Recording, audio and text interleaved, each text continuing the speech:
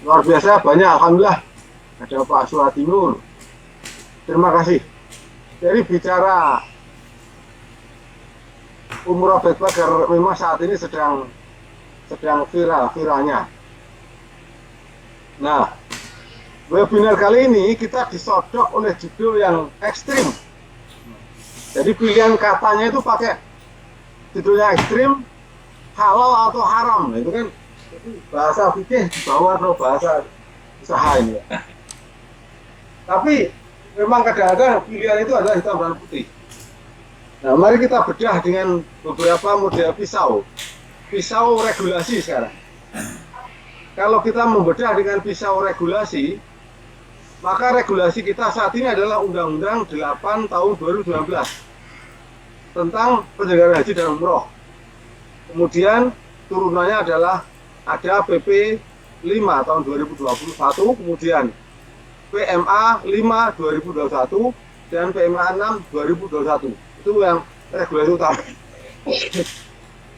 Berdasar regulasi tadi, antara lain di pasal 122 Undang-Undang nomor 8 tahun 2019 menyatakan seseorang atau kelompok orang yang tidak berizin PPU tetapi menyelenggarakan umroh maka mendapatkan ancaman denda maksimal 6 miliar atau penjara 6 tahun.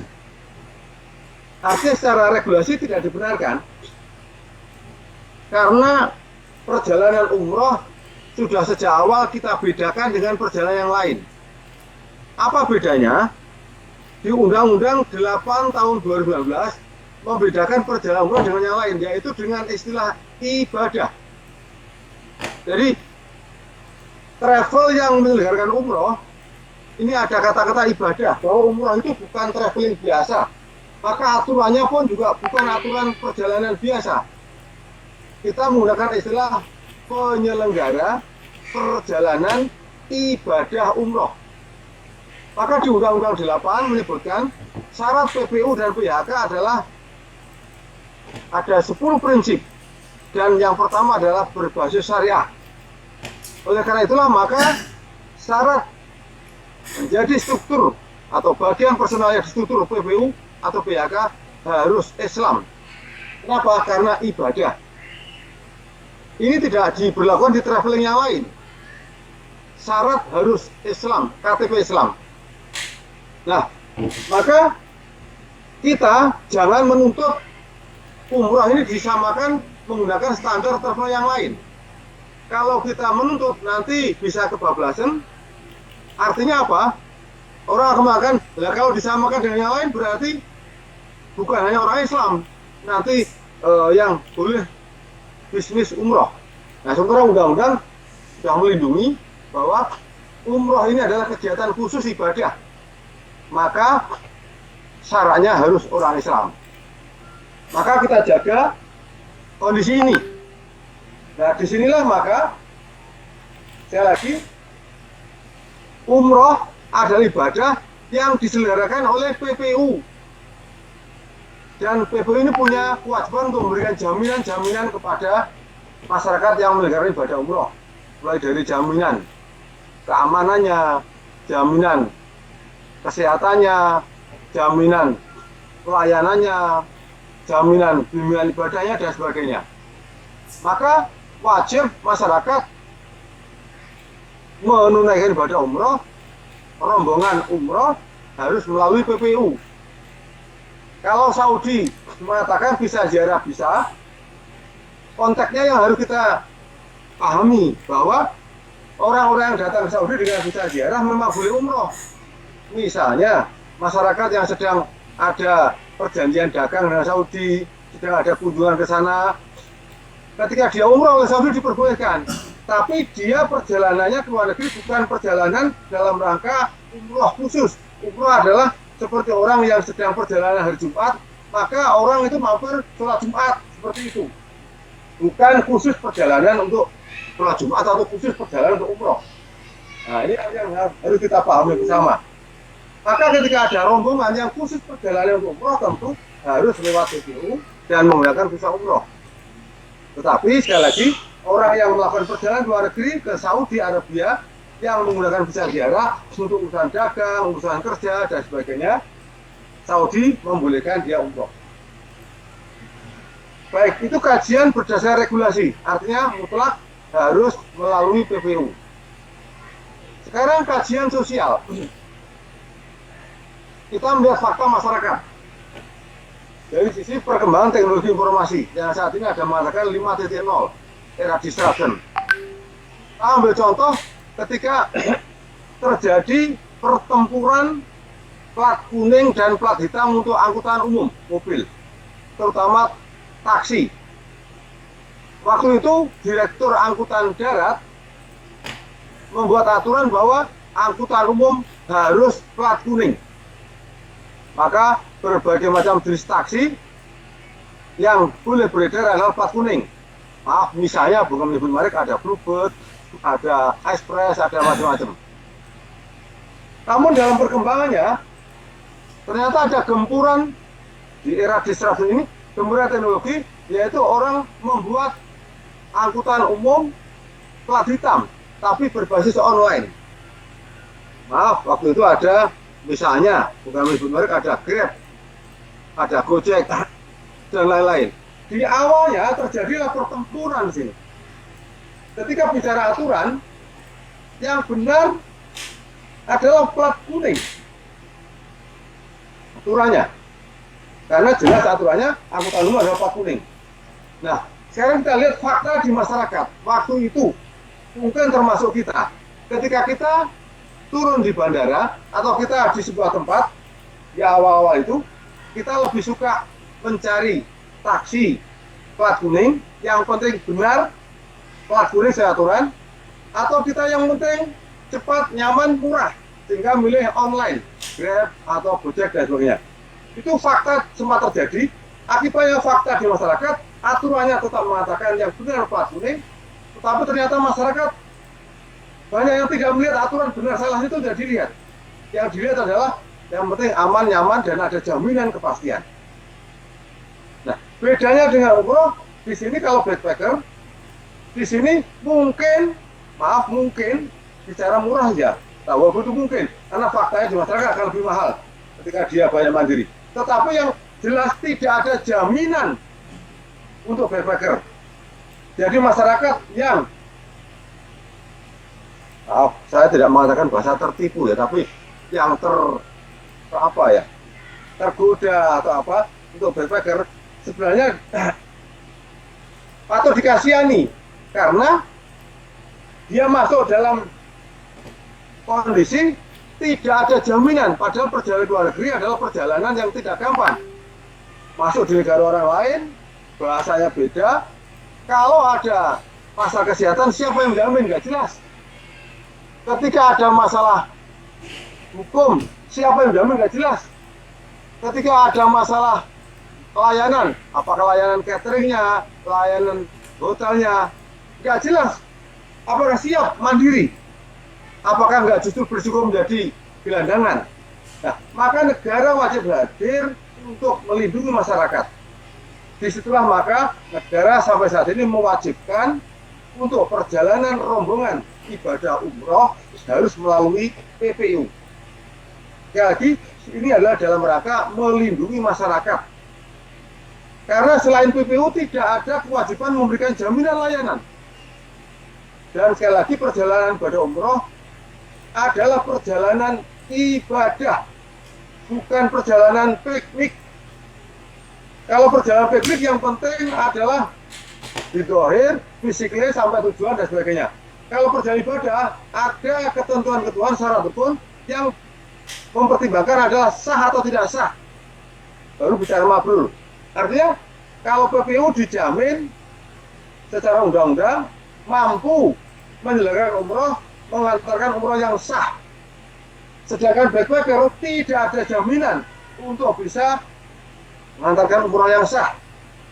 Tidak ada jaminan memberikan layanan yang baik, tidak ada jaminan keselamatan, tidak ada jaminan kesehatan, dan sebagainya. Oleh karena itu, kami mengimbau masyarakat, ayo, dan mengimbau semua dari kita, para travel, para PU, semuanya, ayo kita ingatkan kembali 5 pasti umroh. 5 pasti umroh yang kami singkat dengan istilah berijabah fi umroh. Beri artinya berizin. Pastikan masyarakat menggunakan travel berizin PPU, penyelenggara perjalanan ibadah umroh. Pastikan umroh menggunakan travel berizin PPU. Apabila kesulitan untuk mengetahui berizin atau tidak, gampang caranya, buka Android HP, buka Play Store, klik umroh cerdas. Kalau ternyata di HP iPhone tidak ada umroh cerdas, buka Haji Pintar. Kalau di iPhone, buka Haji Pintar. Muncul di situ daftar PPU. Kalau tidak ada daftar PPU, maka berarti tidak berizin. Jadi untuk mengetahui travel berizin PPU atau tidak, tinggal lihat di umroh cerdas atau Haji Pintar. Klik PPU, akan muncul semuanya. Yang kedua, berijabah. Jadwal. Pastikan travelnya memberikan jadwal. Kalau jadwalnya pakai 12 hari, ada jadwal hari pertama sampai 12. Hari pertama berangkat, hari ke-12 pulang. Dan di hari-hari berikutnya ada jadwal. Jangan kosong belum, nggak jelas. Kalau tidak jelas jadwalnya, patut diragukan.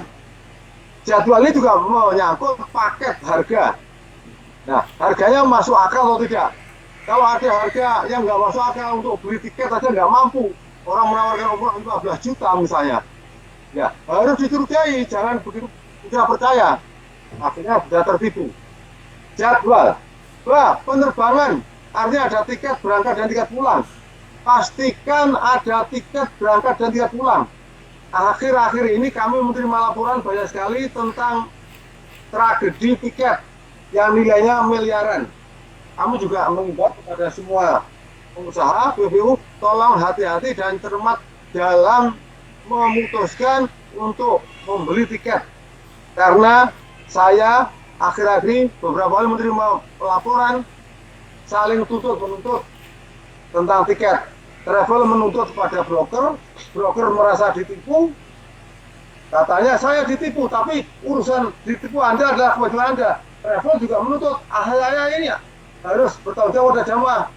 Kasus-kasus seperti ini akhir-akhir ini banyak, dan kemarin hari Jumat pun saya membaca pengaduan tersebut sampai di pengadilan, sudah somasi dan sebagainya. Nah, maka sekali lagi pastikan masyarakat untuk umroh ada tiket berangkat dan pulang. Berijabah huruf terakhir adalah H, hotel. Pastikan ada hotel di terutama di Mekah dan Madinah. Jangan sampai ada perjalanan yang hotelnya tidak jelas. Nah, backpacker ini adalah antara lain umroh dengan hotel nggak jelas, karena banyak mereka menggunakan hotel dengan COD, hotel di tempat. Padahal kita tahu yang sudah pakai booking saja bisa jadi di sana diambil orang. Ini hanya cari informasi bayar di tempat. Maka potensi dari sisi teori kemungkinan akan terlunta-lunta sangat tinggi. Maka jamaah umroh backpacker tolong harus hati-hati, tolong diberikan kesadaran pada masyarakat. Ayo kita jamin, kita lindungi diri kita. Jangan kita terperosok kepada janji-janji surga tapi berbasis kata-kata dusta. Alhamdulillah. Nah, kemudian yang terakhir setelah hotel adalah visa. Pastikan ada visanya. Jangan sampai perjalanan tidak ada visa. Dan semua ini masuk dalam konsep 5 pasti umroh. Demikian yang kami sampaikan Pak Tri. Mohon maaf apabila ada yang kurang berkenan. Bepergian membawa tasbih. Cukup sekian, terima kasih. Mohon maaf. Akhirul kalam. Ihdinas siratal mustaqim. Assalamualaikum warahmatullahi wabarakatuh. Waalaikumsalam warahmatullahi wabarakatuh. Terima kasih Pak Nur Arifin, Direktur Bina Umroh dan Haji Khusus. Di tengah kesibukannya tadi di awal, beliau masih menyempatkan untuk bersama-sama kita untuk Umroh Indonesia. Baik, kawan-kawan, saya menghubungi narasumber dari Pak Aziz Ampo belum ada. Mungkin beliau semoga bisa bergabung dengan kita.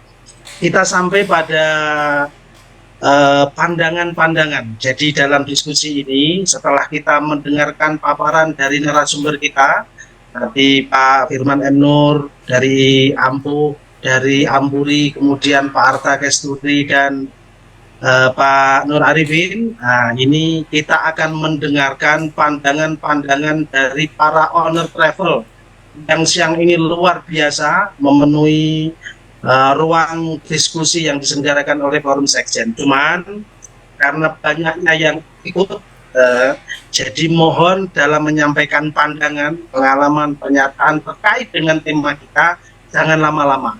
Ya, singkat saja, sehingga ada kesempatan yang lain, karena waktu kita memang terbatas, jadi kita rutin tapi nggak perlu lama-lama. Jadi disilakan disampaikan, nanti akan disimak oleh narasumber-narasumber kita, yang nanti di akhir akan menjadi bahan untuk closing statement. Samping kita juga sudah melihat itu di chatnya juga ramai sekali, ya. Kami persilakan kepada bapak-bapak, ibu-ibu yang ingin menyampaikan pandangan-pandangan terkait dengan apa yang disampaikan narasumber kita, dan mungkin juga persoalan-persoalan yang dialami di daerah, ya, bisa disampaikan di sini. Kami persilakan. Dari siapa dulu? S300210006 Leeds. Yang pojok silakan. Ya, singkat saja, Pak. Ya, terima kasih kesempatannya Pak Moderator. Assalamualaikum, saya Rizka Hari dari FH Tour. Kesempatan yang baik bisa ketemu langsung dengan Pak Nur di sini. Terima kasih Pak Nur sudah hadir di forum kita. Ada beberapa hal yang ingin kami sampaikan, Pak. Kalau dari kendaraan yang tadi disampaikan, mungkin itu lebih banyak masuknya untuk peserta non PPIU penyelenggara, ya. Dalam ini kami ingin memberikan masukan pertama mengenai banyaknya non PPIU yang melakukan penyelenggaraan ibadah umroh, dan kemudian cara menyelesaikannya adalah dengan memberikan laporan kepada polisi. Menurut kami peraturan ini sudah harus diperbaiki. Ini peraturan sudah sangat usang, dan harusnya negara hadir dalam hal ini melindungi seluruh pihak, baik itu warga masyarakat maupun penyelenggara PPIU.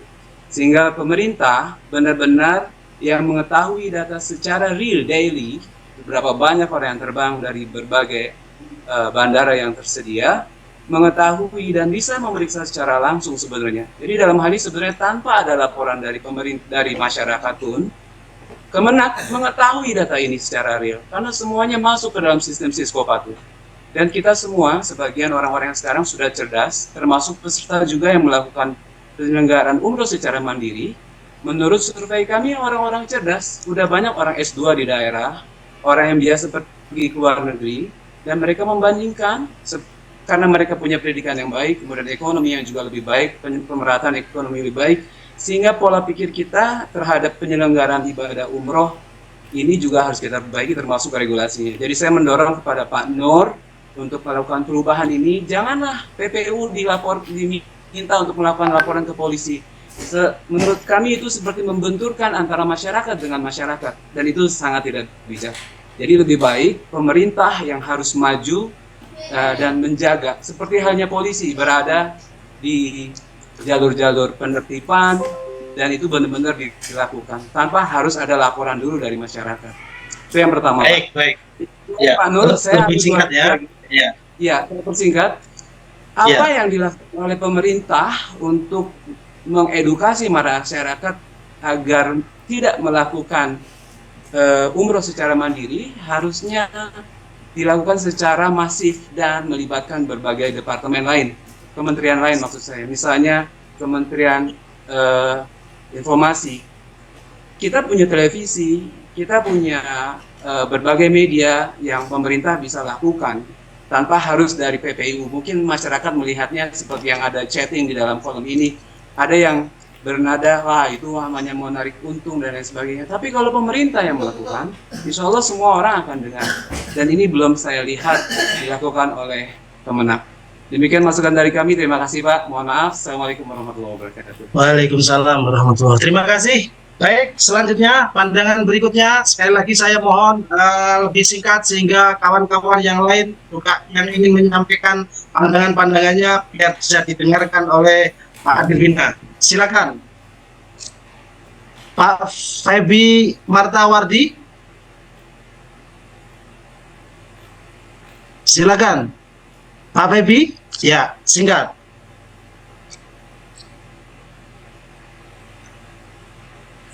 Tidak terdengar suaranya.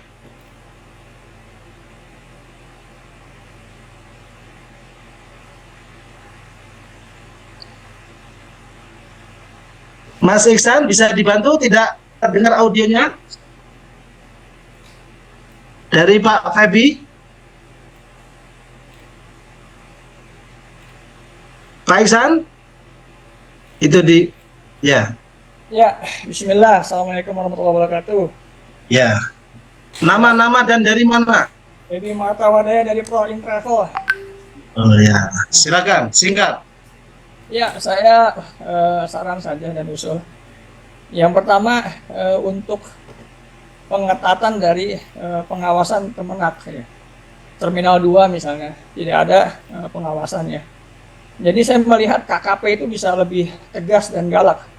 Di Surabaya sampai tidak memberangkatkan jamaah hanya gara-gara meningitis gitu. Tapi saya tidak melihat di lapangan laporan Kemenak bagaimana pengawasan di Terminal 2 dan 3 ya. Yang pertama. Yang kedua, saya ringkas saja untuk nusuk ini sebenarnya bisa minta bantuan Kominfo untuk memblok sebagaimana TikTok juga diblok oleh Kominfo karena aduan dari pedagang di Tanah Abang. Nah, ini dua hal yang mungkin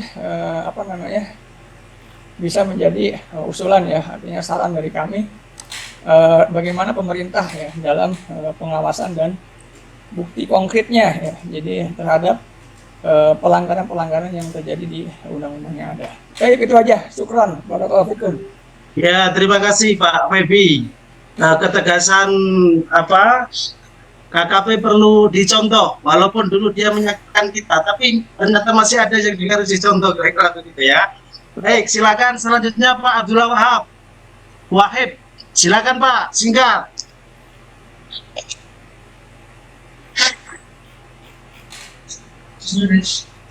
Terima kasih. Assalamualaikum warahmatullahi wabarakatuh. Waalaikumsalam. Ini backpacker dan ini kelihatannya ini masalah utama. Jadi kalau backpacker sama PPIU ini seakan-akan ini menjadi musuh pemerintah dan musuh PPI. Yang penting itu kita mengedukasi masyarakat bahwa backpacker itu terlalu istilahnya kebaikan backpacker itu selalu muncul di YouTube, di TikTok. Nah, kita tidak ada yang memunculkan secara masif edukasi kepada masyarakat baik Kemenak maupun PPIU bahwa kesalahan-kesalahan dari backpacker itu tidak pernah muncul. Yang muncul adalah kebaikan-kebaikannya saja. Nah, ini yang harus dilawan. Seumpama ada jamaah yang keleleran, itu juga harus dimunculkan. Sementara ini tidak ada.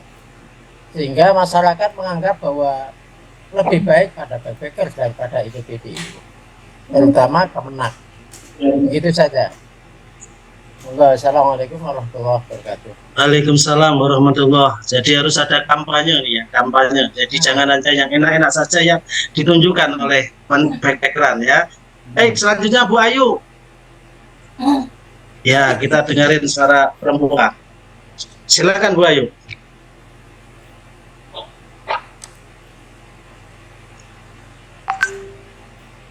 Halo Ibu Ayu. Ya, silakan Ibu. Assalamualaikum warahmatullahi wabarakatuh. Waalaikumsalam. Dari mana Bu? Baik, saya dari Keti mau menyampaikan bahwa kalau menurut saya kalau untuk umroh mandiri ini sebaiknya ya pemerintah itu mempermudah. Ya intinya kita tetap mengacu kepada Arab Saudi. So, mereka yang tuan rumah saja mempermudah, tentunya di pemerintah Indonesia juga kayaknya mempermudah. Nah, permasalahannya, misalkan terjadinya kejadian hal-hal yang tidak diinginkan. Nah, di visa itu kan sudah ada asuransi sakit atau kematian. Nah, jadi pemerintah itu ya tinggal kontrol itu saja, gitu. Karena Arab Saudi sudah mempermudah dari situ. Nah, kalau untuk Cisco Paku, kalau menurut saya karena sudah Arab Saudi sudah ada asuransi, itu tidak perlu, gitu. Kalaupun Kemenak mau, ya otomatis dipermudah gitu, dipermudah dalam arti tidak diperjualbelikan, ya mungkin bisa digratiskan karena udah ada di visa gitu. Ya mungkin itu. Jadi supaya tidak terjadi kontra antara PPIU sama pemerintah dan masyarakatnya sendiri gitu. Karena kenapa memilih berangkat mandiri, intinya kan lebih irit biayanya daripada travel gitu. Jadi intinya ya mungkin pihak PPIU-nya, pihak pemerintahnya ya harus legowo, berjiwa besar, mempermudah untuk orang beribadah dan tidak melanggar Undang-Undang Dasar tahun 1945 pasal 29 dan 28C ayat 1. Gitu aja. Terima kasih. Ibu izin bertanya, Ibu PPIU atau BPW? Bukan, kita dari masyarakat. Oh, dari masyarakat. Oh ya, baik. Baik, terima kasih Ibu. Ya, jadi kawan-kawan, jadi tema kita umroh, fenomena umroh mandiri halal dan alam. Saya rasa kita lebih spesifik kepada undang-undang. Jadi undang-undang itu mengatur ya, yang mengatur siapa saja yang boleh. Jadi ini mohon tanggapannya biar lebih spesifik. Jadi kesempatan yang diberikan undang-undang itu sejauh mana kira-kira itu terhadap fenomena yang ada. Lanjut, silakan yang ingin memberikan pandangannya dari ya. Mas Saiful. Ya, silakan. Ya, Pak Saiful. Terima kasih. Ya, Terima kasih singkat. Mas Tri. Terima kasih Pak Tri waktunya. Terima kasih. Tadi ada Pak Direktur. Ini saya kira fenomena yang bagus. Tadi saya hanya menyimak yang disampaikan oleh Pak Direktur, bagaimana menertibkan plat kuning dan plat hitam di taksi dan kemudian melawan Gokart dan Grab. Nah ini sebuah contoh yang saya rasa harus disikapi tidak hanya oleh PPIU tetapi oleh regulator ya. Kita nggak bisa menghindar Pak. Kita masyarakat disuruh membuka umroh cerdas atau haji pintar, itu lebih praktis mereka membuka aplikasi-aplikasi yang terpercaya. Misalnya mereka mau beli tiket, dia buka website Saudi atau Garuda atau aplikasi yang lebih terpercaya. Jadi memang umroh mandiri, saya tidak berbicara tentang umroh backpacker ya. Umroh mandiri ini adalah sesuatu yang niscaya, maka kita tidak bisa menolak disrupsi ini. Nah kita juga sebagai PPIU nggak bisa juga melarang kondisi Saudi yang begitu masif, investasi mereka terlalu besar untuk mengundang para visitor untuk datang ke Saudi. Nah makanya yang bisa saya usulkan untuk PPIU paling tidak permen itu loh ya, ke Pak Direktur saya usulkan supaya juga dimodifikasi, misalnya terkait minimal pembatasan harga. Masa kalau kita jual di bawah 20 juta itu PPIU ditegur, padahal kita juga bisa melakukan itu gitu loh. Nah ini saya kira diskusi yang bagus. Ini salah satu usulan saya sebagai PPIU ya. Kita bisa, tetapi kalau kita munculkan itu, kita begitu takut. Saya pernah coba menawarkan hal ini gitu. Tetapi itu tadi, kita tidak boleh jual di bawah harga. Harga ditetapkan oleh Kementerian Agama, kemudian oleh regulator lah kira-kira begitu. Nah ini saya kira juga teman-teman PPIU harus aware terhadap kondisi ini, usulkan itu gitu. Itu satu. Yang kedua, sekali lagi kita tidak bisa menahan itu. Sekali lagi, masyarakat sekarang itu lebih senang, lebih cepat dia membuka aplikasi-aplikasi yang lebih pasti. Orang sekarang naik Gokart itu sudah dijamin kepastiannya misalnya. Sama dengan mereka booking online. Sekarang kita di Accor misalnya, di grup Accor, di EHT, di macam-macam aplikasi yang mereka lebih nyaman ketimbang dia harus telepon, harus koordinasi kepada PPIU dan kepada PPIU. Nah, dalam kesempatan yang baik ini saya kira pemerintah juga itu kan undang-undangnya memang jelas, tetapi model pembatasan harga dan lain sebagainya itu kan ditentukan oleh regulator ya, minim sampai pada persoalan minimum harga. Kita tahu dulu kejadian beberapa tahun lalu, ini teman-teman mungkin di asosiasi juga tahu, bagaimana travel yang berizin kemudian mengumpulkan dana masyarakat, dia jual harga dengan 16 juta tetapi diberangkatkan 2 tahun kemudian atau 1 tahun kemudian. Yang terjadi adalah penipuan-penipuan. Bagaimana asosiasi waktu itu saya tahu, saya melatar belakangi juga kondisi itu. Bagaimana caranya kita menjual harga murah tetapi masyarakat daftar saat itu dan kita berangkatkan di bulan yang sama. Terbitlah inisiatif-inisiatif teman-teman membuat koperasi di asosiasi dan lain sebagainya. Akhirnya terus terang peminat di satu travel itu berkurang sehingga terjadi penumpukan jemaah tetapi dananya tidak ada. Nah, sekali lagi saya berharap kepada regulator terutama untuk juga mampu melakukan terobosan-terobosan aturan dalam rangka melindungi PPU, tetapi tidak ada larangan juga dengan aktivitas Saudi yang begitu masif. Oke. Ya, mungkin dari saya, Pak. Mudah-mudahan. Ya. Baik, ini saya melihat di layar ini banyak yang ingin menyampaikan pandangannya, tapi mohon izin saya ingin menyela sebentar. Saya ingin Pak Direktur dari beberapa tadi yang sudah memberikan tanggapan, ini mungkin ada yang tidak ditanggapi Pak Direktur. Sepertinya mau ada saya melihat itu ada beberapa yang kami ingin juga berusaha kira-kira begitu yang tidak harus dengan PPU kira-kira begitu. Silakan Pak Direktur. Terima kasih, luar biasa. Saya senang dan bangga melihat forum webinar ini. Alhamdulillah saya lihat semuanya semangat untuk berkontribusi memberikan solusi-solusi yang terbaik untuk peningkatan kualitas layanan umroh bagi masyarakat Indonesia. Dan lagi saya ucapkan terima kasih, ini luar biasa. Luar biasa. Inilah kelebihan dari kondisi negara demokrasi. Jadi negara demokrasi itu adalah antara lain masyarakat diberikan hak secara totalitas untuk bersuara. Maka forum ini juga bagian dari mewujudkan konsep demokrasi yang sangat berbeda dengan Saudi, negara kerajaan, jika tidak ada hak suara dari masyarakat, semua aturan dari atas. Nah, berangkat dari konstruksi berpikir seperti ini, maka di Indonesia ini semua regulasi berbasis dengan 3 pilar, yaitu konsepnya adalah mewujudkan good governance atau kepemerintahan baik atau masyarakat madani. Pilar pertama adalah state, negara, pilar kedua swasta, dan ketiga masyarakat. Semua diberi kesempatan untuk berpendapat, untuk memberikan yang terbaik. Nah, konstruksi berpikir ini harus kita jaga juga.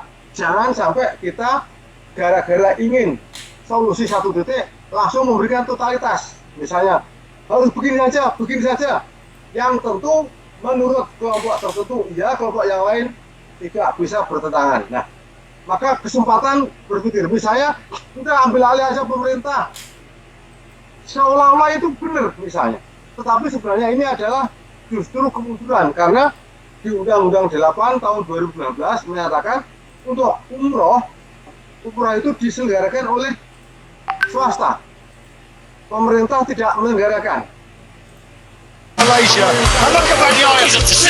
Terpaksa, dan itu harus pernyataan presiden negara kondisi darurat baru menyelenggarakan. Maka posisi umroh, posisi negara adalah regulator, membawa regulasinya, aturan-aturannya, kemudian mengajak semua pimpinan swasta atau travel untuk ikut berpikir membuat regulasi dan seterusnya. Kemudian regulasi itu dipedomani bersama. Kemudian dalam prakteknya ada pengawasan bersama, dan pengawasan di umroh ini bukan satu titik di Kementerian Agama, ada 9 instansi untuk melakukan pengawasan umroh. Kemenak berfungsi sebagai koordinatornya. Bicara visa misalnya, maka itu adalah pengawasan nanti di imigrasi. Bicara kesehatan, nanti ada pengawasan di Kementerian Kesehatan. Bicara bimbingan ibadah, ada pengawasan di Kementerian Agama. Bicara tentang misalnya merugikan orang lain, menipu dan sebagainya, itu adalah ranah di kepolisian dan sebagainya. Nah, konstruksi pemerintahan kita banyak unsur untuk melakukan pengawasan ini. Maka kita ada Satgas Pengawasan Umroh, ada 9 instansi. Sambil contoh misalnya di sebuah masyarakat, di situ ada kiai, ada lurah, ada pedagang dan sebagainya. Kiai berpendapat aturan begini. Termasuk mungkin kalau di lurah ada mudin berpendapat begini. Bahwa mencuri tidak boleh, misalnya orang harus sholat ke masjid, mabuk nggak boleh. Nah, tapi ternyata di masyarakat ada orang mencuri, ada orang menipu. Nah, orang ketika ada mencuri menipu itu apakah mutlak yang disalahkan adalah kiainya atau mudinnya, atau mungkin pengawasan dari aparat pemerintahan kelurahan setempat misalnya. Nah, di sini yang harus kita pahami bersama. Dan untuk tindakan, kepolisian menyampaikan laporan masyarakat harus ada. Polisi tidak bisa mengira-ngira tanpa ada dasar hukum. Jadi pengaduan itu adalah dasar hukum untuk melakukan langkah tindakan. Maka polisi sangat memerlukan pengaduan. Seperti kasus angkutan, plat kuning, plat merah dulu, itu plat kuning sampai membawa ke pengadilan. Sehingga ada pengadilan sampai kemudian pemerintah mengadili, merumuskan, dan akhirnya membuat keputusan yang berpihak kepada kepentingan masyarakat. Nah, maka jangan ragu. Saya minta semua masyarakat, semua travel, ketika melihat ada pelanggaran, segera salurkan aduan. Kalau ada travel yang berizin, maka alamatkan pengaduan kepada Kementerian Beragama. Karena menurut regulasi, undang-undang, peraturan pemerintah dan sebagainya, Kementerian Agama bertugas melakukan pengawasan kepada travel yang berizin PPU dan PHK. Yang tidak berizin PPU PHK adalah menjadi tugas fungsi atau wewenang dari pihak penegak hukum, kepolisian. Maka sekali lagi kami mengimbau, kalau masyarakat melihat ada pelanggaran yang dilakukan oleh travel berizin PPU PHK, maka segera membuat laporan kepada Kementerian Agama. Tetapi kalau melihat ada travel yang tidak berizin PPU atau PHK melakukan pelanggaran, segera buat laporan kepada kepolisian.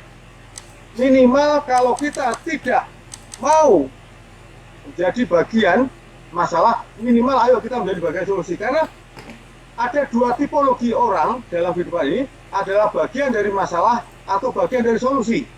Maka saya mengajak, minimal kalau kita nggak bisa menyelesaikan masalah sendiri, kita minimal bagian dari solusi. Apa yang kita lakukan menjadi bagian dari solusi? Ayo segera buat surat pengaduan. Ini bukan membenturkan masyarakat, bukan, tapi ini adalah mekanisme negara demokrasi. Ada regulator, ada swasta, ada penyelenggara, ada regulator dan sebagainya. Maka sekali lagi kalau melihat ada pelanggaran, segera buat pengaduan sesuai saluran. Kalau yang berizin kepada Kementerian Agama, ketika tidak berizin kepada kepolisian. Nanti kami akan rapat bersama secara rutin, dan sampai saat ini kami sudah rapat juga untuk menindaklanjuti berbagai macam pengaduan. Tanggal 31 Juli 2023 kami juga sudah membuat surat kepada seluruh kanwil se-Indonesia agar segera melakukan identifikasi dan tindakan. Identifikasi mana travel yang tidak berizin, mana yang berizin. Yang berizin harus segera dilakukan pengawasan, ada tindakan. Yang tidak berizin harus disampaikan kepada kepolisian. Maka sekali lagi kami mohon dukungan masyarakat, juga pihak PPU, PHK, kalau melihat pelanggaran segera buat laporan supaya kita menjadi bagian dari solusi. Jangan kita biarkan kita menjadi bagian dari masalah. Terus kita berinovasi untuk perbaikan. Kami atas nama pemerintah juga mohon maaf kalau belum maksimal, tapi terus kami berusaha untuk meneruskan aspirasi dalam rangka memberikan yang terbaik kepada masyarakat tanpa perlu ada yang didolimi atau dirugikan. Terima kasih. Iya, terima kasih Pak Dir. Mohon bersabar Pak Firman M. Nur dan Pak Arta, nanti di sesi akhir acara masih ada. Saya akan kembali lagi menyapa kawan-kawan yang ingin menyampaikan pandangannya. Saya catat tadi sudah mengacungkan 5 jarinya. Ada Pak Edi Amran, ada Abdul Haq, ada Ricis, ada Dundullah, dan I Gusti Medayana. Kita mulai dari Pak Edi Amran, dan yang lainnya mohon singkat ya, biar yang lain juga kebagian. Silakan Pak Edi Amran. Ya, Pak Edi, suara tidak terdengar, Pak Edi.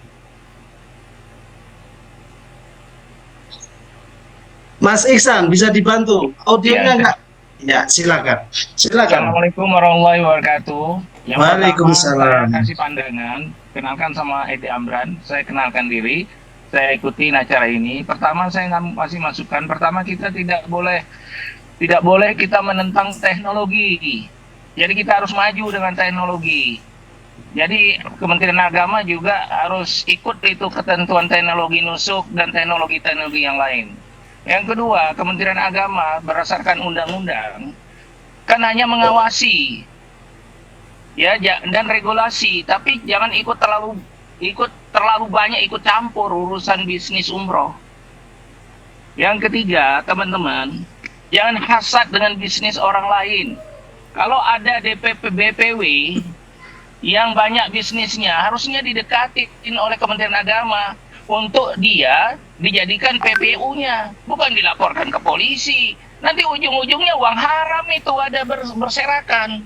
Ingat bahwa Bapak semuanya, makan uang haram itu hidupnya satu kali kita di dunia ini. Ya, saya cuma itu aja ingatkan kepada Bapak-Bapak, jangan kita ada uang haram dalam bisnis kita. Karena banyak yang sudah kita pelajari dari first travel, dari SBL yang punya izin, buktinya Kementerian Agama kemana aja kemarin. Nah, saya minta tolonglah kepada Pak Direktur, jangan kita terlalu sinis lah terhadap musuh, terhadap teknologi yang lain. Kita harus terima dengan mandiri. Saya judulnya juga nggak serak ini. Makasih, itu saja masukan dari saya. Pak Edi, izin. Waalaikumsalam, izin bertanya. Pak Edi punya perusahaan PPU atau PPW? Saya lagi proses deh, saya lagi proses. Ya, mudah-mudahan dimudahkan Pak Edi ya, untuk segera jadi PPU. Baik, ya, cuma lanjut saya tidak mau orang-orang yang BPW dan punya izin dihalang-halangi, itu nggak boleh kita. Nah, nanti ada caranya Pak Edi, nanti ada caranya. Silakan selanjutnya, terima kasih Pak Edi. Pak Abdul Haq. Assalamualaikum. Waalaikumsalam Pak Edi. Pak Abdul Haq masih bersama kita? Pak Abdul Haq? Tidak ada? Ricis? Assalamualaikum warahmatullahi wabarakatuh. Waalaikumsalam. Saya Abdul Haq dari BHS Travel, anggota Himpuh. Terkait maraknya umroh mandiri, kalau saya sendiri melihat karena umroh itu komponen utamanya dari tiket ya. Tiket di kita ini semenjak setelah COVID ini kenaikannya Masya Allah sangat tinggi sekali. Sedangkan kemarin sempat Saudi mengeluarkan tiket harga 5 jutaan. Kemudian di Malaysia ada promo tiket. Apakah ada usaha dari asosiasi untuk menekan komponen utama ini tiket kepada pihak maskapai atau pemerintah membuat regulasi agar tiket grup umroh itu sebisa mungkin tidak terlalu mahal. Jadi tiket umroh mungkin 12 juta itu udah maksimal. Ini sekarang ini Masya Allah harga tiket aja 16 juta, 17 juta, 18 juta. Gimana kita bisa bersaing dengan teman-teman yang nyari tiket sendiri di online. Di online itu harga tiket Masya Allah murah-murah sekali. Jadi mungkin itu dari saya, mudah-mudahan dari asosiasi ada usaha untuk baik pemerintah atau asosiasi menekan maskapai untuk terkait harga tiket umroh, grup umroh. Terima kasih. Wassalamualaikum warahmatullahi wabarakatuh. Waalaikumsalam. Terima kasih. Sebelum saya ke yang akan memberi pandangan berikutnya, mungkin ada penekanan yang terkait dengan tema kita, ya, yang menyelenggarakan umroh sesuai undang-undang. Ya, lebih fokus ke itu. Jadi maraknya umroh, fenomena umroh mandiri, tadi seperti disampaikan oleh narasumber Pak Arta, dari Kasuri itu istilahnya yang non PPU, itu lebih menekankan ke situ. Saya biar diskusi ini arahnya jelas ya, yang non PPIU begitu marak luar biasa ini, bagaimana pandangan selanjutnya? Silakan, Ricis. Ya, kami persilakan. Ricis BS masih bergabung? Silakan.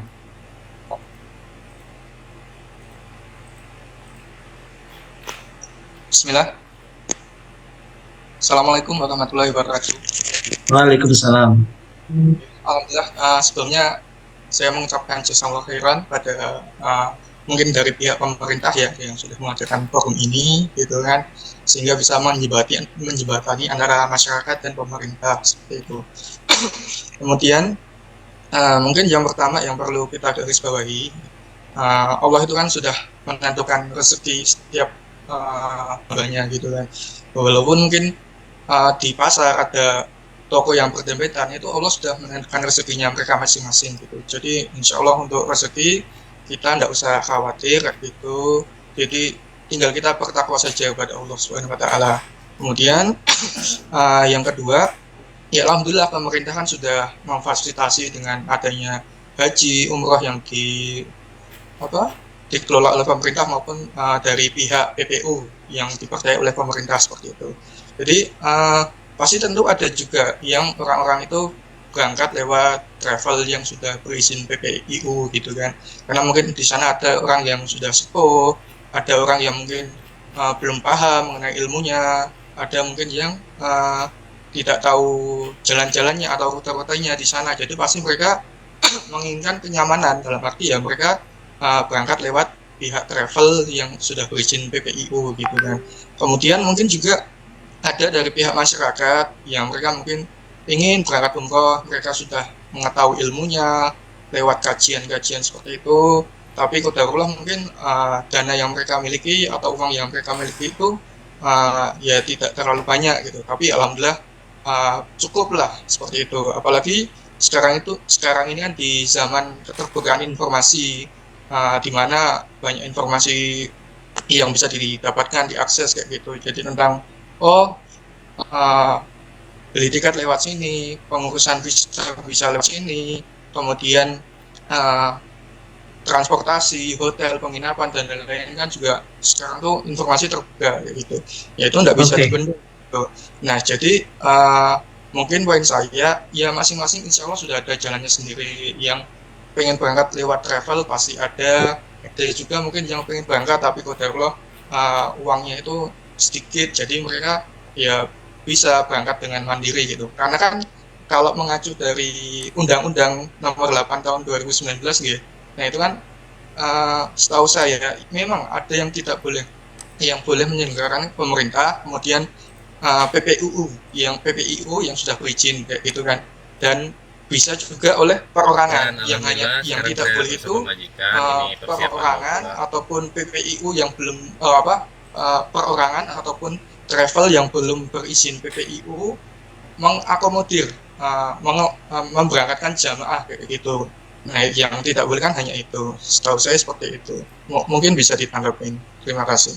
Ya, terima kasih. Izin bertanya, Mas Isi sudah PPIU atau BPW? Oh enggak, saya dari masyarakat biasa saja. Oh, dari masyarakat biasa. Ya. Qadarullah kalau saya pribadi uang kan tidak banyak, ya bisa dibilang cukup lah untuk berangkat ilmu mengenai manasik umroh ataupun fikih umroh. Ya, oke, saya paham. Ya. Jadi memang mungkin lebih ke arah bahwa ini umrohnya sesuai undang-undang regulasinya PPI, soal tiket visa, itu bahasan-bahasan lain yang bisa dikomunikasikan, kira-kira begitu. Baik, kepada Pak Junduwa, silakan, masih ada 2 sebelum kita ke closing statement. Silakan Bapak.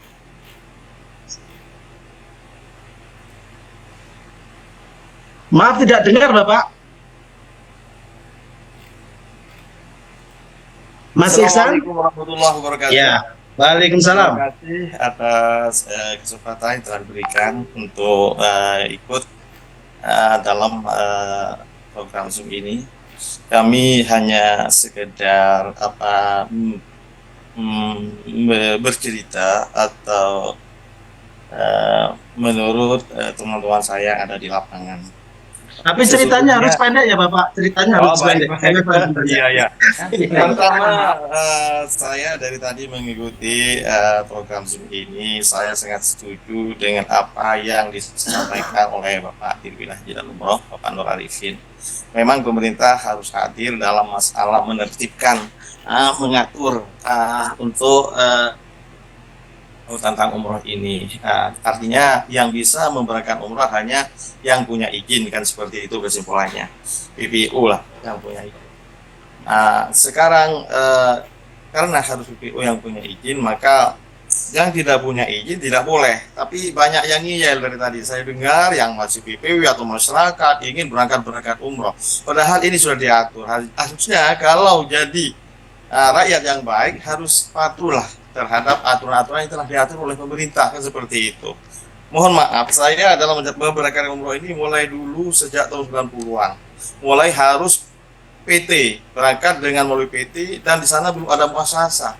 Jadi masih perorangan atau pribadi dan koordinator gitu. Sekarang yang terjadi dengan umroh mandiri ini tidak ubahnya dengan sebelum ada PT. Kalau dulu ada PT untuk dapat visa memang bisa langsung ke kedutaan. Sekarang untuk dapat visa ini harus melalui provider. Artinya untuk bisa berangkat tetap harus bantu provider. Maka berarti PPU juga terlibat di sana. Sekarang cuman masalahnya sekarang begini, ada orang mengaku umroh mandiri, padahal sesungguhnya di situ ada koordinatornya. Sampai 15 orang mengaku mandiri, padahal di situ ada seseorang secara pribadi memposisikan dirinya sebagai PPIU. Disitulah yang kejahatan sesungguhnya. Dia mau berbisnis tanpa membuat PT, bayar pajak, ikut aturan pemerintah begitu. Kemudian yang dikambing hitamkan adalah PPU dianggap mempersulit peraturan pemerintah, dianggap mempersulit orang mau ibadah. Bukan mempersulit. Sudah diatur kalau mau beribadah ya dengan visa umroh misalnya harus melalui PPU. Kalau mau bebas saya anjurkan tidak apa-apa pakai visa selain visa umroh. Saya bilang seperti itu, bebas itu. Dan kalau dengan visa umroh sebenarnya di Saudi tidak bebas. Di Saudi ada muasasa, ada tashil, ada Kementerian Haji dan Umroh. Artinya sampai di situ begitu sampai di bandara kalau terdeteksi sebagai jemaah umroh itu tidak bebas, harus melalui aturan-aturan yang ada, mekanisme yang ada. Lain dengan visa ziarah misalnya atau visa apa dan sebagainya. Seperti itu. Tapi masalahnya di Indonesia ini banyak masyarakat yang belum mengerti yang sesungguhnya, baik peraturan pemerintah atau peraturan Saudi, inginnya umroh, backpacker dan sebagainya. Semua itu tidak bisa terjadi kecuali dibantu oleh PPU. Maka sekarang ya yang harus ini PPU-nya sendiri. Kalau Anda PPU yang membantu, maka itu harus ditegur atau dikena sanksi dan sebagainya. Apalagi provider seperti itu. Ini harapan dari saya cerita dari saya menurut yang saya ketahui, yang saya temukan di lapangan seperti itu. Terima kasih, mudah-mudahan pemerintah ke depan tetap mengatur, mengawasi, membimbing, membina dan sebagainya tentang umroh. Karena dengan visa umroh atau dengan visa haji ini oleh pemerintah Saudi ini dianggap sebagai Dhufur Rahman. Maka di situ ada peraturan yang ketat sampai muasasa. Jamaah saja tidak cepat berangkat, tidak cepat masuk ke dalam hotel atau kelihatan nunggu kendaraan di luar hotel dianggap terlantar. Di situ dianggap melantarkan tamu Allah. Lain dengan visa lain dengan turis apa dan sebagainya. Di bandara itu bebas benar. Saya tahu itu semua. Ya, terima kasih atas waktunya. Terima kasih Pak. Saya selalu Amin. Ya, kita masih satu kali pandangan lagi sebelum karena waktu nanti di akhir ada closing statement dari para narasumber kita. Gusti Firda Yana masih join bersama kita. Gusti Firda Yana. Halo, masih bersama kita? Masih ada satu kesempatan sebelum kita ke penutup closing statement karena kita dibatasi waktu sampai jam 3. Atau saya gantikan untuk kesempatan terakhir? Muhammad Umar Al Faruq. Ya, yang lainnya mohon maaf karena waktu, silakan Muhammad Umar Al Faruq.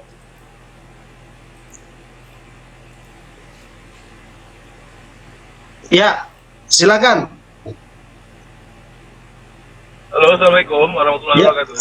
Ya, waalaikumsalam. Singkat. Alhamdulillah Pak, terima kasih. Saya Muhammad Umar Al Faruq di Kepri Pak, Kepulauan Riau, Batam. Iya, siap. Jadi Pak, untuk kita sepakati bahwasanya kita ini travel umroh adalah wasilah untuk mengantar jamaah ke Baitullah. Intinya jamaah itu yang memiliki uang. Memang benar, alangkah baiknya jamaah-jamaah wajib menyerahkan uangnya kepada travel-travel yang telah memiliki izin. Tapi kembali lagi Pak, adalah di mana travel-travel yang berizin harganya itu bisa 1,5 kali lipat dari harga umroh mandiri. Nah, jadi kita juga harus bisa Pak, ya, menyesuaikan harga-harga yang minimal paling tidak jaraknya tidak begitu jauh dengan umroh mandiri, sehingga kita bisa meyakini jamaah bahwasanya fasilitas kita jauh lebih baik, pelayanan kita jauh lebih baik daripada umroh mandiri dengan mengorbankan uang mungkin selisih 1 atau 2 juta begitu Pak. Baik. Cukup Pak? Ya, saya ini Pak, satu lagi Pak, saya masih BPW, jadi mohon juga kami yang baru-baru ini diberikan pengarahan, diberikan bimbingan Pak, mobil khusus kepada Pak Nur Arifin. Mohon kita ini Pak di daerah diingatkan kepada Kanwil untuk selalu diarahkan, dibina, dibimbing Pak, insya Allah Pak. Terima kasih Pak. Baik. Terima kasih. Baik, kawan-kawan semua, masih banyak sebenarnya yang ingin menyampaikan pandangan-pandangannya. Mungkin nanti di forum sekjen akan mengagendakan untuk episode keempat dengan para ketua umum terkait umroh mandiri atau non PPW.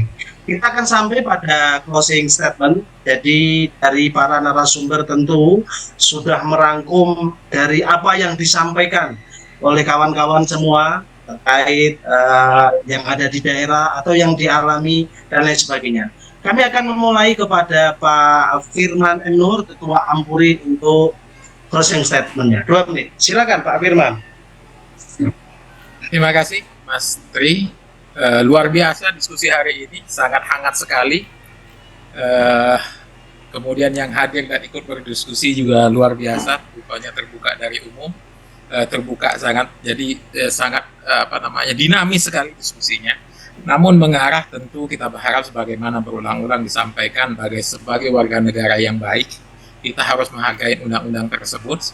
Jika ada ketidaksesuaian, paling tidak yang kita lakukan adalah bagaimana merapikan dasarnya dulu ke dalam undang-undangnya, tapi bukan melanggarnya. Karena tujuan daripada undang-undang bagaimana keharmonisan dalam bernegara itu terjadi. Jadi kami lihat tentu bahwasanya Undang-Undang Nomor 8 Tahun 2019 mengamanatkan perjalanan ibadah baik per orang atau kelompok harus melalui PPU. Itu menjadi keseharusan.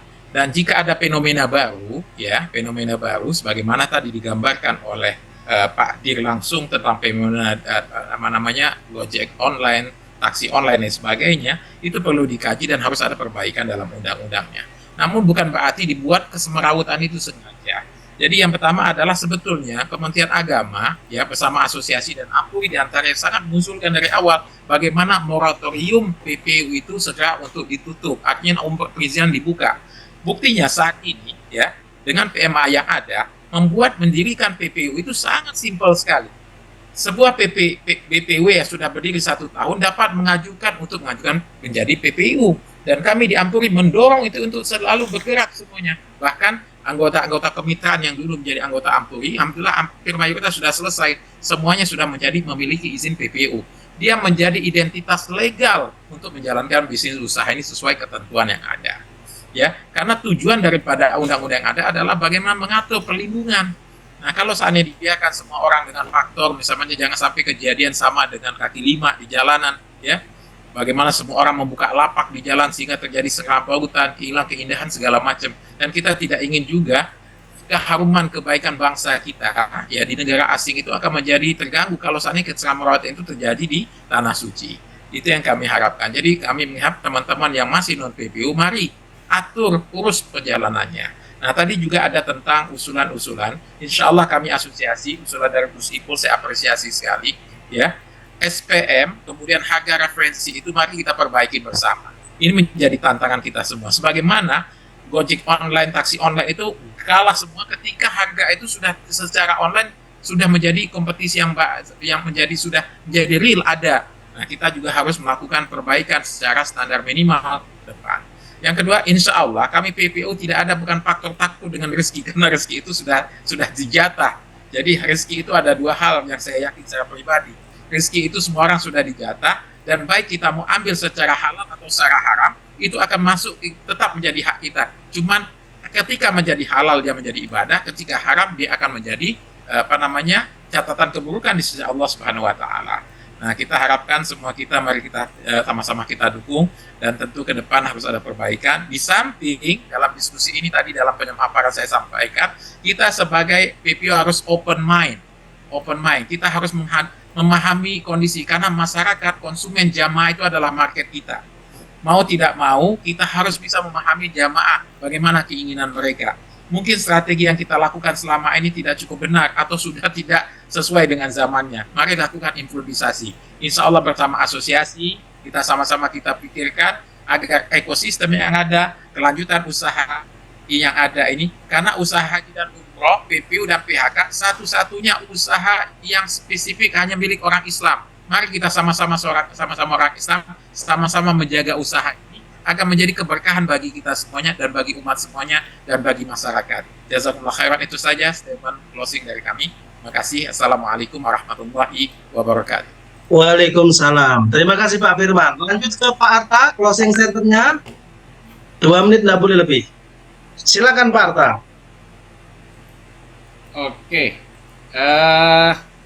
Pertama, sudah saatnya PPU, kita semuanya yang PPU ini bersiap-siap untuk bersikap kreatif dan siap bersaing secara dinamis dan kompetitif dengan berbagai situasi yang terus bergerak dan kemudian menjadi kompetisi dengan kita, khususnya bicara dengan umroh mandiri kah atau backpacker kah, karena itu fakta yang sulit untuk di stop. Kemudian dan semestinya saya melihat dengan fakta ini kita tidak bisa hindari dan kita mesti menyadari bahwa kalau selama ini percentage kita punya total umroh 100%, mungkin kita akan kegerus sekitar 30%. Jadi 70% masih milik kita. Gitu. Jadi persaingan ini sesuatu yang niscaya. Tadi sudah disampaikan oleh Pak Firman terkait dengan biaya referensi minimal, ini sesuatu yang harus kita juga kita telaah ulang lagi ya, sehingga ini tidak mengikat diri. Di satu pihak kita harus berhadapan dengan satu kondisi yang sangat terbuka,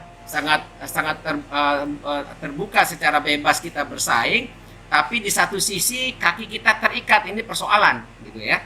Jadi itu sesuatu yang secara terus-menerus menurut saya kita perlu perbaharui sehingga aturan-aturan yang ada tetap mengikuti perkembangan yang ada di luar, khususnya di Saudi, tapi juga memperhatikan bagaimana marwah dan target pemerintah supaya tidak ada yang terlantar dan lain-lain benar-benar bisa kita capai. Kemudian kedua terkait dengan pemerintah. Saya kira ini PR khusus Pak Dirbina, minta maaf Pak Dirbina. Halo Pak Dirbina, Assalamualaikum Pak Dirbina. Jadi secara khusus Pak Dirbina, masih banyaknya non PPU yang memberangkatkan umroh dengan menggunakan kartu Siskopatu. Ini PR penting. Kenapa mereka bisa berangkat dengan menggunakan kartu Siskopatu? Ini satu hal yang mesti ditelaah Pak. Kalau ini masih terus bergerak, masih terus leluasa, ya nggak akan selesai gitu. Jadi nggak terlalu banyak manfaatnya kita bicara ABCD kalau yang ini masih jalan Pak. Karena ini fakta. Setelah mereka bisa berangkat sebagai non PPU dapatkan kartu Siskopatu, maka nggak ada lagi yang dilanggar, apalagi ketika mereka di Saudi dan jamaah merasa semua terlayani dengan baik sesuai dengan akad. Baik. Kemudian ketiga terkait dengan asosiasi, peran asosiasi di sini saya kira sudah saatnya kita berpikir terbuka, open minded tadi. Karena nusuk sudah ada dan dia tidak bisa kita stop, maka saya kira minimal masing-masing asosiasi harus bekerja sama dengan perusahaan umroh di sana sehingga kita bisa masuk dengan program-program sesuai dengan aspirasi anggota kita untuk berada di nusuk sehingga semua anggota kita akan terlayani oleh perusahaan di mana masing-masing asosiasi bekerja sama dengan perusahaan umroh di sana. Saya kira itu. Terima kasih. Baik. Terima kasih Pak Arta. Akhir dari closing statement, kita akan mendengarkan closing statement dari Pak Direktur Bina Umroh dan Haji Khusus. Silakan Pak Nur. Assalamualaikum warahmatullahi wabarakatuh. Waalaikumsalam. Tadi yang terakhir saya baca ada tulisan kasih aja Sisko Patuh gratis. Nah, saya sampaikan bahwa memang Sisko Patuh gratis, tidak ada tarikan 0 rupiah. Jadi bicara Sisko Patuh memang gratis, tidak ada pembayaran. Terima kasih atas dukungannya. Karena memang faktanya gratis. Kami sampaikan bahwa saat ini dalam rangka menghadapi nusuk, kita sedang menyiapkan aplikasi atau platform menjadi mitra nusuk. Kalau kita bayangkan yang mudah dilihat adalah seperti aplikasi KAI, Kereta Api Indonesia. Seluruh kereta api masuk dalam aplikasi tadi. Masyarakat ketika mau misalnya bepergian Jakarta-Surabaya tanggal 17 Desember, maka tinggal klik 17 Desember, maka akan kelihatan kereta api Jakarta-Surabaya. Masyarakat tinggal pilih dan kemudian closing di situ. Nah, ketika nanti ada orang menawarkan tiket yang di luar KAI, ada kereta api misalnya, maka masyarakat nggak percaya. Karena pasti nggak bisa dilaksanakan. Nah, kita nanti ya demikian membuat platform, jadi mitra nusuk siapapun, travel manapun yang memberangkatkan umroh harus masuk di dalam platform tadi. Masyarakat misalnya mau umroh tanggal 15 sampai tanggal 27 November, tinggal klik, maka akan kelihatan travel mana aja. Nah, cari cek harga yang sesuai. Nah, tinggal closing di situ, bayar, komunikasi untuk manasik dan sebagainya kepada travelnya dan seterusnya. Dan masyarakat tidak percaya kalau misalnya ada orang menawarkan umroh yang tidak ada di platform itu. Semua metode pembayaran kayak Traveloka dan sebagainya, termasuk nusuk harus masuk di platform ini. Nah, ini yang sedang kita siapkan supaya kita tidak ketinggalan dari sisi teknologi informasi. Sekali lagi, kita yang menjadi hal paling diutamakan adalah layanan kepada masyarakat untuk umroh terus membaik. Itu yang pertama. Yang kedua, saya mengajak kita sebagai orang Islam bersyukur, alhamdulillah undang-undang ini berpihak pada orang Islam. Jangan sampai ada usulan agar travel umroh disamakan dengan yang lain.